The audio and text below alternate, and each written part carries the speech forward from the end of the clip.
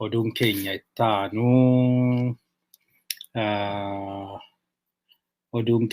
aanu egaa kan oduu waliigalaati kan qabnu oduu oolmaa Tigraay ni eegalla.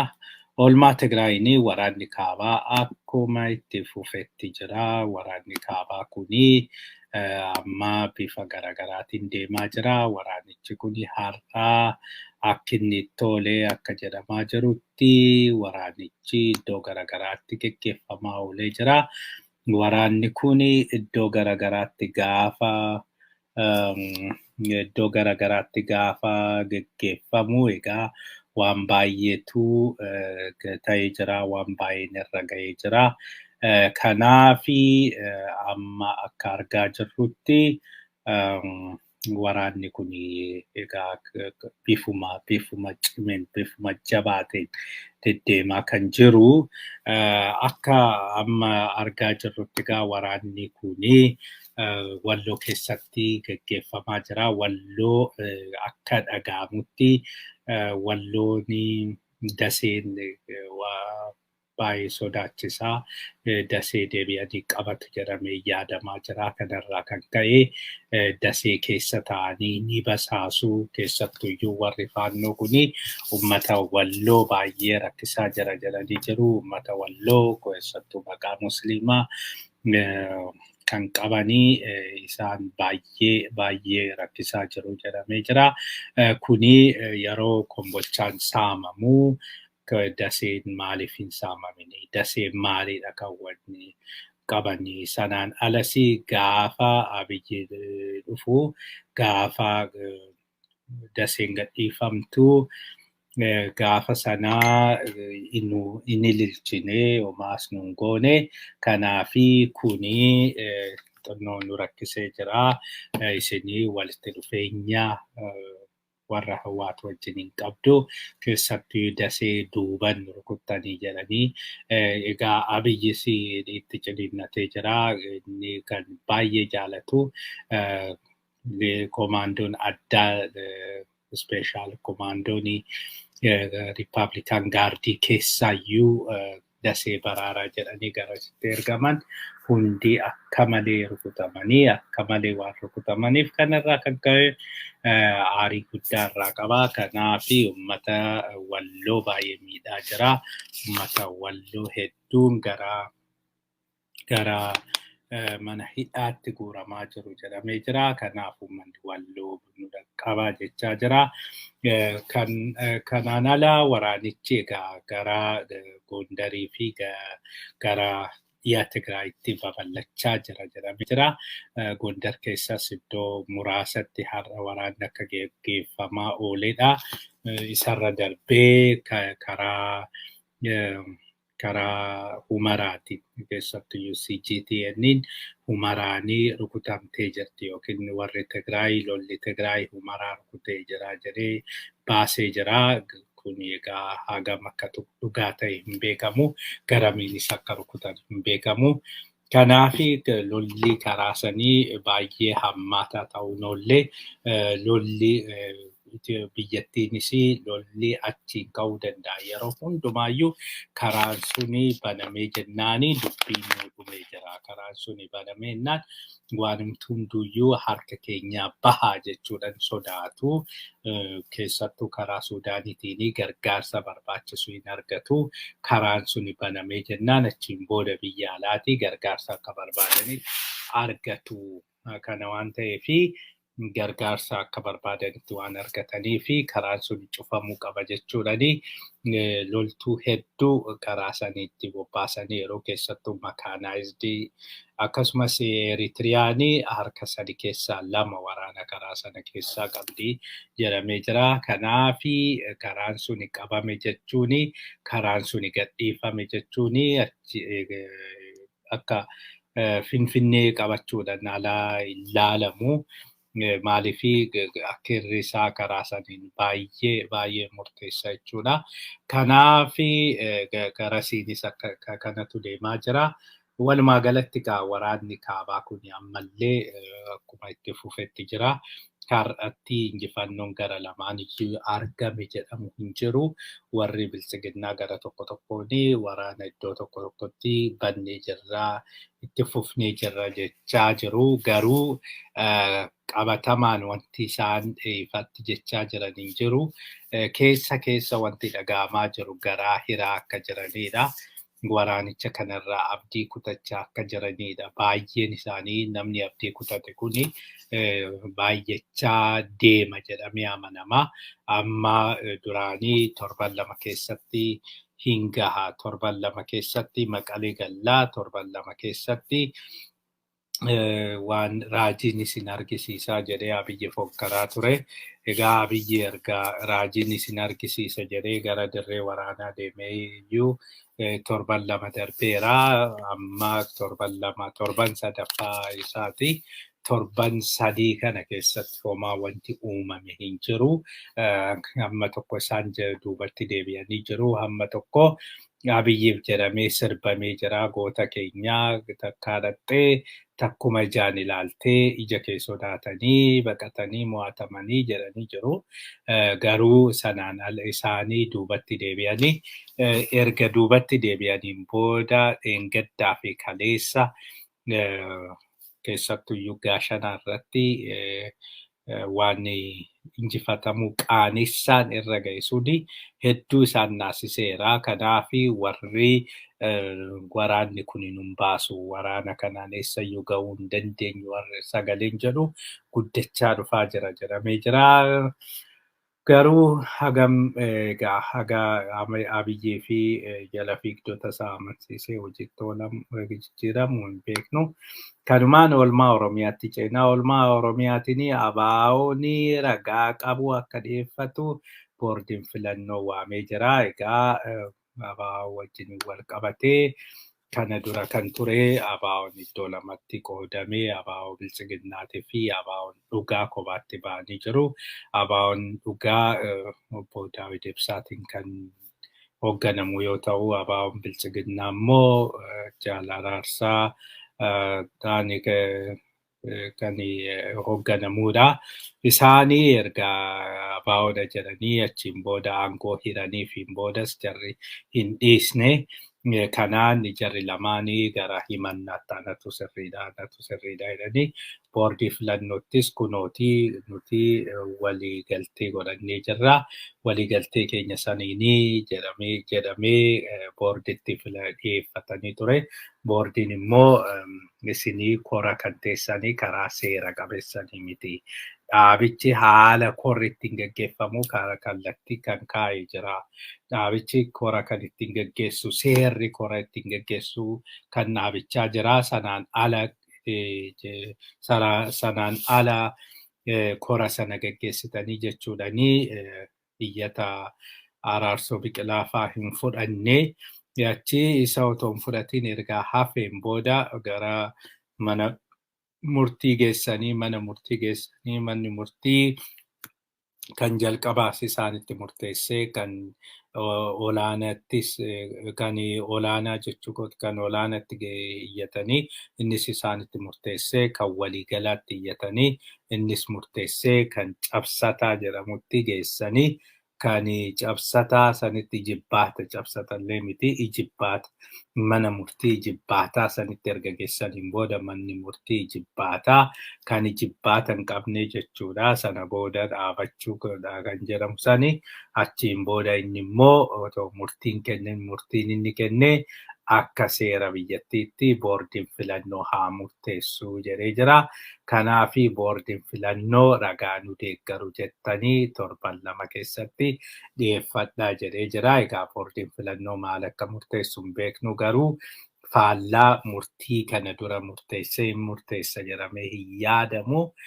Kanaafi tarii yoo dhugaa ta'e yookiin rabbuma sodaatanii ABO biltsiginnaa kanaa biltsiginnaadhumaa kennanii warri durumaa biltsiginnaa galee aangoo argateera, aangoo filateera. Saniin booda dhaabni kun atleast maqaa guddaa qaba waan biraa miti maqaa guddaa qaba. Kanaaf dhaabicha kana harka keessa akka baasatanii asumaan gaafannaa kanatu jira. Ittaanee humni Oromiyaa injifannoo argadhe jedhee jira. Humni Oromiyaa egaa injifannoo argadhe kan jedhee har'a iddoo garagaraatti waraanni guddaan geggeeffamee jira. Waraanni guddaan geggeeffame kuni Wallagga keessatti waraanni geggeeffamee jira. Akkasumas Wallagga keessa, Wallagga bahaa, Wallagga dhiyaatti hedduutu waraana hedduutu geggeeffame. Sanaanis warri duran weeraruu yaalanii achiin booda ofirraa qolannee deebisnee hedduu isaanii ofirraa qolannee inumaayyuu badii guddaa irraan geessisnee jirraa jedhanii jiru. Shawaa keessattis akkasuma waraanni haaraan hedduun leenji'ee bahee jira. Hedduun leenji'ee bahee amma deemsi keenya gara Finfinneetii jedhanii jiru. Gara Kibbaatis akkasuma deemaa jira. Gujii keessa, Boorana keessa akkasumatti itti cimee deemaa jira. Amma gara Harargee fi Arsiis garasumatti babal'achaa jira. Walumaa galatti yeroo gabaabaa keessatti firiin argina jennee yaadna. Ittaanee diinagdeen kufee jira. Caalbaasiin teelee yeroo biraatti darbee jira. Biyyattii sana keessatti diinagdeen rakkoon diinagdee waraana kanarraa kan ka'e rakkoon diinagdee garmalee kufee jira. Akka malee deemaa jira. Keessattuyyuu doolaarri hin jiru, maallaqni hin jiru. Kanarraa kan ka'e seektaroonni garaagaraa kufanii jiru jechuun ni danda'ama. Akka durii sani construction buumiin hin jiru amma. Constructioniin akka jirutti dhaabatee jira. Warshaan hedduun dhaabatee jira. Duraan warshaanii wayyaa kan textile industry achitti oomisheeti Ameerikaatti ergaa sanaan sharafa biyya alaa hedduu argamsiisaa ture. Inni guutumatti dhaabbatee jira amma. Warshaan garaagaraa fakkeenyaaf warshaan aannanii nuti qarshii dhabnee jirra. Qarshii dhabuurraa kan ka'e ammaan achi oomisha keenya itti fufuu hin dandeenyu jechuudhaani dhaabachaati kan isaan jirani.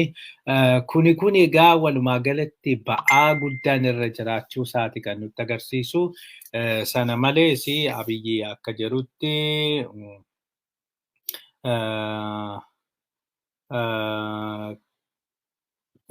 akka Abiyyi akka jedhutti egaa duraanii gargaarsi nuu kennamaa jedhee ture.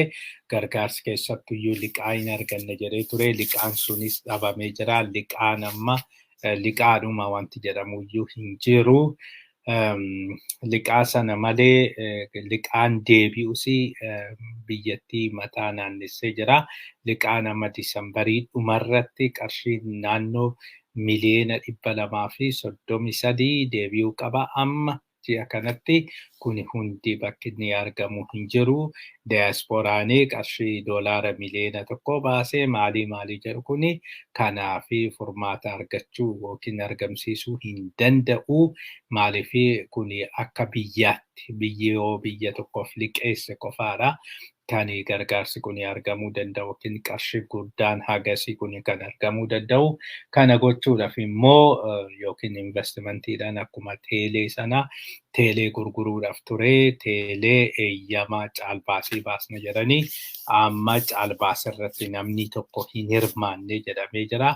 Hundumtuuyyuu hin hirmaannu yeroo kanatti yeroo biraatitti dabarsaa yeroo biraatitti hin dheeressaa yookiin kaansel godhaa malee ammatti nuti hirmaachuu hin dandeenyu jedhanii hundumtuuyyuu fedhii dhaban jedhanii jiru.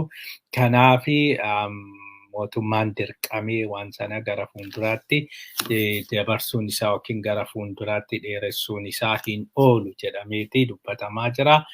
Kanaaf egaa wanti godhamu tokkoyyuu hin jiru.